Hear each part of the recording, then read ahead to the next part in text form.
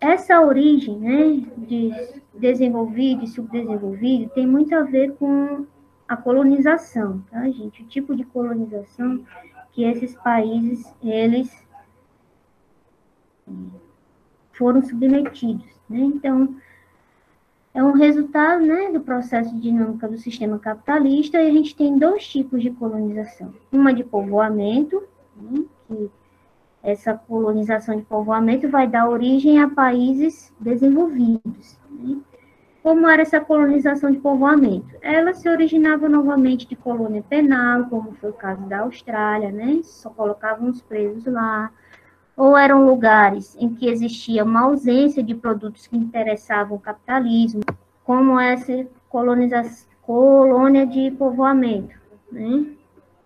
Produção para o abastecimento do mercado interno era uma das coisas que eles faziam, né? Então já desenvolviam um comércio no interior daquela colônia, pequenas propriedades, uma produção familiar, imigrantes que tinham fugido de outros lugares com perseguição, desenvolvimento, eles já conseguiam desenvolver um início de uma indústria, né, que eram as manufaturas.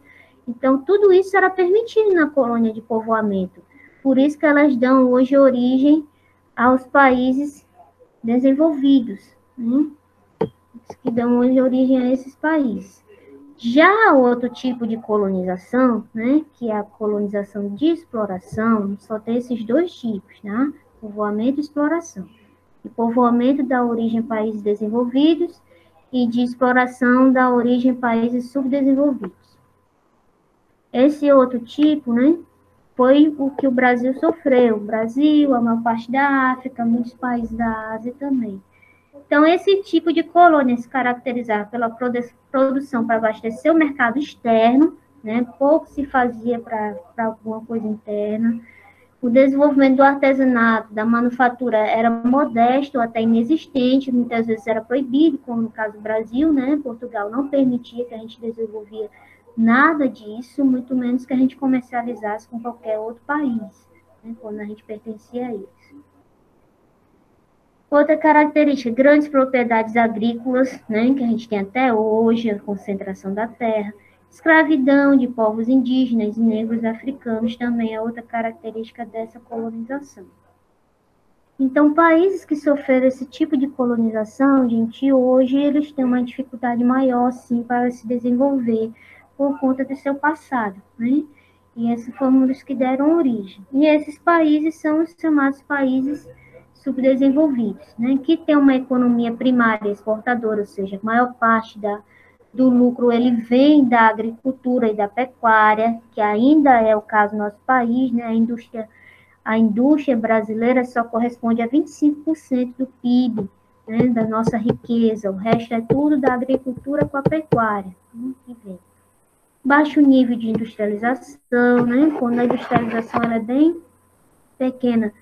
E muitas vezes elas são de indústria de outros países, né, são de indústrias de outros países que vêm atuar aqui. Dependência econômica, política, tecnológica, cultural, né, dos outros, muito financiamento, dívida externa. A população economicamente ativa, ela é empregada principalmente no setor primário, que é o setor da agricultura, né, pecuária e extrativismo, e no setor terciário, né, o setor da prestação de serviço e do comércio, né? Então, isso é outra característica. O setor secundário, para quem não lembra, é o setor industrial. O crescimento da população é elevado, né? Tem um alto crescimento populacional. Elevados índices de analfabetismo, desnutrição, mortalidade infantil. Outra característica do país subdesenvolvido. Baixa renda per capita, médio ou baixo IDH, concentração de renda com alto grau de desigualdade social, né, muito grande a desigualdade social, menor taxa de urbanização, crescimento desordenado da cidade, é quando a maior parte da população vem para a cidade muito rapidamente, né, e a cidade vira aquele caos. Que a maior parte das cidades brasileiras ainda vive, mas se você for pegar outros países piores, né, como eu mostrei para vocês, a gente está classificado ali no em desenvolvimento, que tem as mesmas características aqui do subdesenvolvido, só que com um grauzinho melhor. A diferença é só essa. Elevado endividamento externo. Nós temos no Brasil uma dívida externa altíssima, né?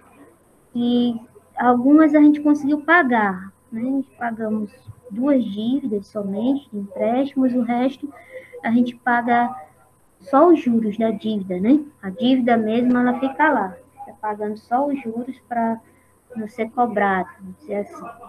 Então, outra característica, o endividamento desses países. Países africanos, então, tem países na África que já tiveram dívidas perdoadas, né, e não, mesmo assim, não conseguem, né, porque acaba fazendo outro empréstimo, aí a população cai em cima, né, a mídia, não, olha, tudo que a África sofreu, tem que perdoar, então teve vários países que tiveram dívidas externas perdoadas, mas que realmente não conseguem, né, porque a exploração antes foi muito grande.